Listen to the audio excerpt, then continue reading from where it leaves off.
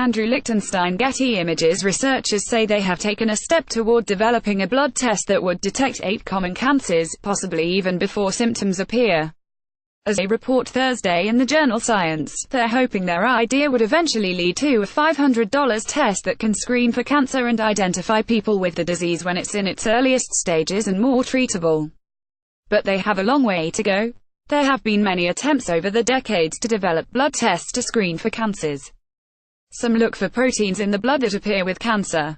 Others more recently have focused on DNA from tumors. But these methods alone don't give reliable results. So Nicholas Papadopoulos, a professor of oncology and pathology at the Johns Hopkins Sidney Kimmel Cancer Center, collaborated with many colleagues at the medical school to develop a new approach. It combines 2 methods into one test. Their experimental test, dubbed CancerSeek, focuses on 8 major cancers: lung, breast, colon, pancreas, stomach, ovary and esophagus. We selected those 8 cancers based on how frequent they are, also because a lot of them do not have any screening modality right now, Papadopoulos says. The researchers looked at 1,005 people who had been diagnosed with these cancers. The blood test found signs of cancer in about 70% of them. They also looked at 812 people without cancer diagnoses and found just 7 of them, less than 1%, apparently had a false reading that found cancer. A low false positive rate is critical for any test that could be used widely to screen people for cancer. Of course, the ultimate goal of this test is to find cancer in people who haven't already been diagnosed. And that percentage could well be lower than the 70% average. For example, the test was successful only about 40% of the time in the patients the researchers studied with the earlier stage 1 cancers. Though 40% success would be far from ideal, we still think this is a very important milestone in detecting cancers in asymptomatic people, Papadopoulos says. That could save the life.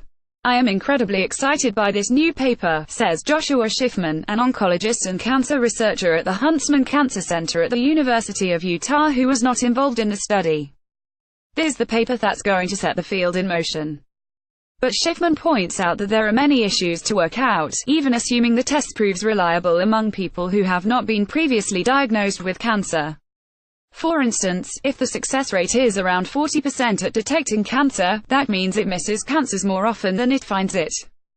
The thing we worry about quite often is, if we have a test result that is negative, we don't want to give false reassurance to the patient, he says.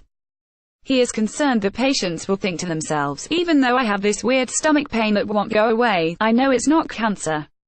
I'm not going to go to the doctor because the CancerSeek test told me it was negative, Schiffman says. And that would be a terrible thing. Another problem is that the test results find signs of cancer, but often fail to pinpoint which part of the body is affected. That's a tremendous problem that has to be overcome, he says. We've come about one step in a 1,000-mile journey, says Vinay Prasad, an oncologist and cancer researcher at the Oregon Health and Science University who was not involved in the study. First, he notes, the Hopkins team will need to demonstrate that the test will be useful in patients without symptoms. Then the researchers will need to show that the rate of false alarms remains very low, otherwise people will be sent on needless and expensive medical odysseys. And for the test to be useful, you've got to find cancer that's going to otherwise be lethal, and not cancer that would otherwise be destined to do nothing, Prasad says.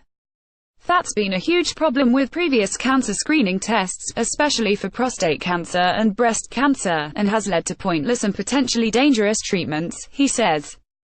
An effective screening test would hold lots of potential for cancer patients, Prasad says. We want this to be true, we hope that this is true, but we have learned through 30, 40, 50 years of cancer screening that we have to do the right studies at the outset to know that it's true, Prasad says.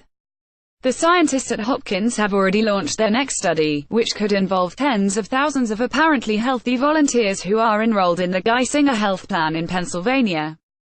Their experience will help answer the next big question, which is whether CancerSeek will pick up cancer in people who don't have symptoms.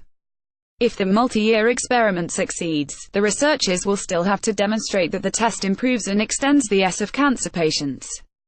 Papadopoulos is less concerned that the test could detect cancers that might not in fact benefit from treatment. In a personal level, I do want to know, he says. That doesn't mean I have to go and have a surgery. However, I still think this is very useful information, knowing that something is happening and follow it up. As for the cost of the test, Papadopoulos says the research team has tried hard to make it affordable. They're hoping to make it economical, so that each test could cost about $500. But he says Johns Hopkins holds the patent and has not licensed it as yet to a company that would ultimately set the price.